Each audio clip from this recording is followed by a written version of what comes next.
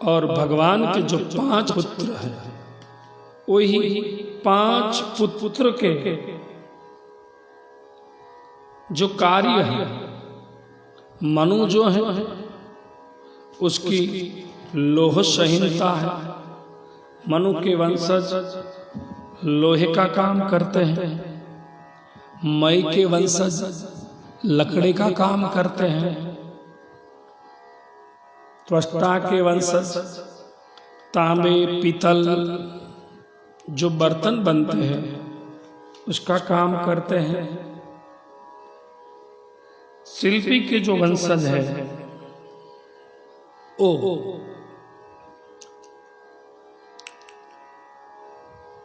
पत्थर, चूना, सीमेंट आदि से जो निर्माण होता है उस शिल्पी के वंशज करते हैं। और देवज्ञ उसके जो वंशज हैं उस सुवर्ण चांदी आदि का काम करते हैं। भगवान के 5 पुत्र मनु और मनु के वंश में 25 गोत्र प्रवर्तक हुए, मतलब मनु के 25 पुत्र हुए। मई के 25 गोत्र प्रवर्तक हुए। त्वष्टा के भी 25 हुए, शिल्पी के 25 हुए, देवज्ञ के 25 हुए। सबकी अपनी अपनी एक संहिता है। और एक के 25 कितने हो गए? 125। पूरे विश्वकर्मा वंशजों की पूरे विश्व में 125 जातियां हैं। कहीं पंचाल कहलाते हैं, कहीं लोहार कहलाते हैं। ये मनु के वंशज हैं जो लोहे का काम करते हैं, लकड़ी का काम करते हैं। कहीं सुथार कहलाता है। मगर कछेरा जो है, कड़िया है, सोमपुरा है, सलात है, स्वर्णकार है, उसकी एक पहचान कर्मों से तो हुई। विश्वकर्मा तो है ही, मगर ऐसा भी हुआ है कहीं किसी प्रांत में जाते हो तो वही प्रांत एक उसकी पहचान बन जाती है। कई प्रांतों से पहचान होती है। पूरे अपने भारत में ही देखे तो गुर्जर सुथार, मेवाड़ा सुथार, वंश सुथार, बढ़ई, खाती, जांगीर, ओझा, मालवीय, आप देखें पूरे भारत में सभी विश्वकर्मा वंशज हैं। कहीं बढ़ई कहलाते, कहीं खाती कहलाते, कहीं रामगढ़िया कहलाते हैं, कहीं वंश सुथार कहलाते, कहीं मेवाड़ा सुथार कहलाते हैं, कहीं पांचाल कहलाते हैं, कहीं मैथिल, कहीं ओझा, कहीं पहचान प्रांतों से बनी है, मगर है तो विश्वकर्मा ही। और एक बात मैं सदैव अपनी कथा में कहता हूं कि आप चाहे बढ़ई हो, खाती हो, जांगीड़ हो, मेवाड़ा हो, वंश हो, ओझा हो, जो भी हो, रामगढ़िया हो, अपनी सामाजिक कौटुंबिक व्यवस्था बनी रहे, उसी हिसाब से एक अपना एक संगठन भी हो, वो भी जरूरी है। वो अपनी निजी व्यवस्था है। मगर जब सार्वजनिक विश्वकर्मा समाज की बात आती है पूरे भारतवर्ष की, तब मैं खाती हूँ, मैं बढ़ई हूँ, मैं जांगीड़ हूँ, मैं वंश हूँ, मैं लोहार हूँ, मैं ये हूँ, मैं ये हूँ, ये सब छोड़कर हम विश्वकर्मा हैं, यही बात लेकर एक हो जाए सार्वजनिक रूप से अपनी सामाजिक व्यवस्था बनी रही, ठीक है, उसमें हम कहीं भी आपको हस्तक्षेप करना मैं करूंगा भी नहीं, मेरा काम भी नहीं, मगर एकता, संगठन, एकीकरण होना जरूरी है। वह कई लोग प्रयास कर रहे हैं, अच्छी बात है। और मैं तो ये भी देखता हूं कि जो समाज के संगठन के लिए निकले हैं, समाज को एकत्रित करने के लिए निकले हैं, जो लोग हैं, मैं देखता हूं समाज को जो एक साथ बिठाने के लिए निकले हैं, ऐसे लोग एक साथ नहीं बैठ सकते। अब स्वयं एक साथ नहीं बैठ सकते तो समाज को एक साथ कैसे बिठाएंगे? बहुत बड़ा प्रश्न है।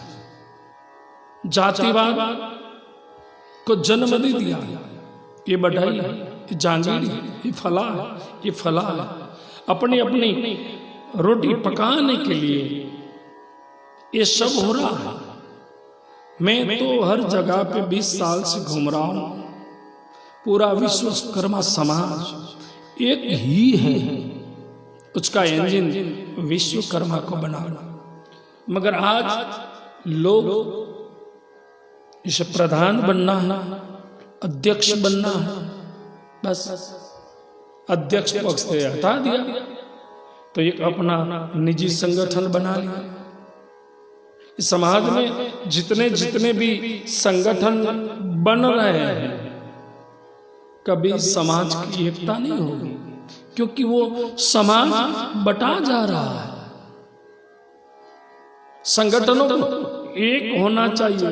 मैंने अपना बना लिया, दूसरों ने उसका बना लिया, अपना अपना ग्रुप बन रहा है, समाज टूट रहा है। समाज को, हर को, सबको नेता बनना है, बस।